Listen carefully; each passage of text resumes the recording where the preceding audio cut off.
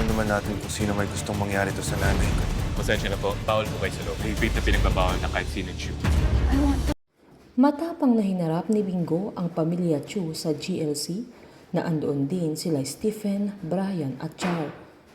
Halos hindi na makapagantay sila Cindy sa araw na yun dahil pipirma na si Bingo na maibabalik na sa kanila ang GLC. Agad inabot ng sekretarya ang papeles na agad namang pinirmahan ni Wilson habang binasa pa ito ni Bingo ng mabuti na pinagmamasdan siya nila Cindy at Gina habang palihim siyang inoobserbahan ni Wilson dahil hindi pa ito pumipirma samantalang siya ay napirmahan na niya lahat. Habang nag-aalmusal naman sila Bettina at Caroline ay nagulat ang dalaga dahil sa sinabi ng ate niya na nagaganap na ang pirmahan sa GLC sa mga sandaling yun kaya sinaad ni Bettina na baka hahadlangan na naman ni Caroline na pumirma si Bingo sa kasunduan nila ng papa nila na ganun ka-selfish ang dalaga. Sinumbat naman ni Caroline na siya pa ang pinapalabas na selfish na agad namang sinabi ni Bettina na kapag natuloy yung bill ay makakalaya na si Annie at magkakaroon din sila ng oportunidad na maibalik sa kanila ang GLC kung magpapakasal siya kay Stephen na kapakanan lang ng dalawang pamilya ang gustong pigilan ni Caroline. Sinumbat naman ng dalaga na alam ni Bettina na hindi yun kadaling gawin na wala na siyang kalayaan sa paggawa ng desisyon niya sa buhay.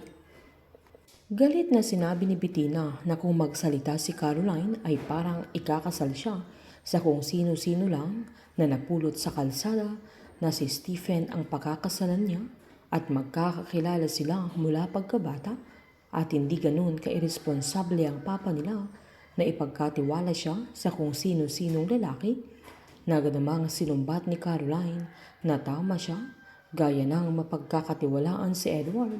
Sabay sinaad niyang binabalik niya sa atin niya yung palpak na arranged marriage nila ni Edward.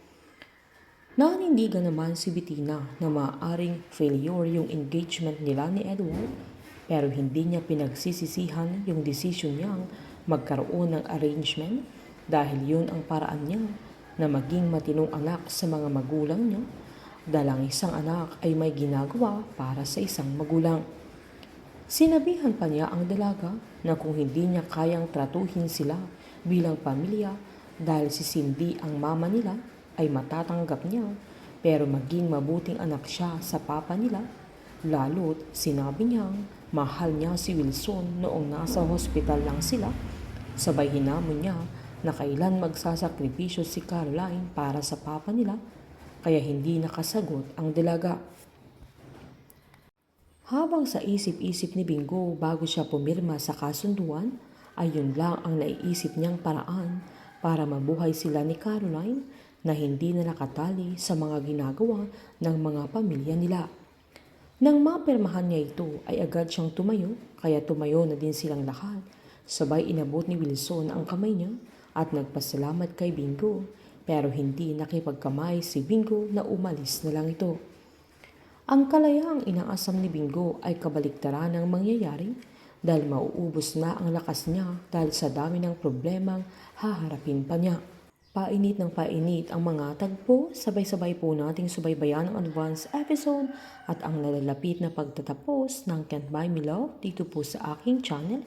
Patuloy lamang pong manood at mag-subscribe para ma-update po kayo sa mga susunod na episode. Marami pong salamat.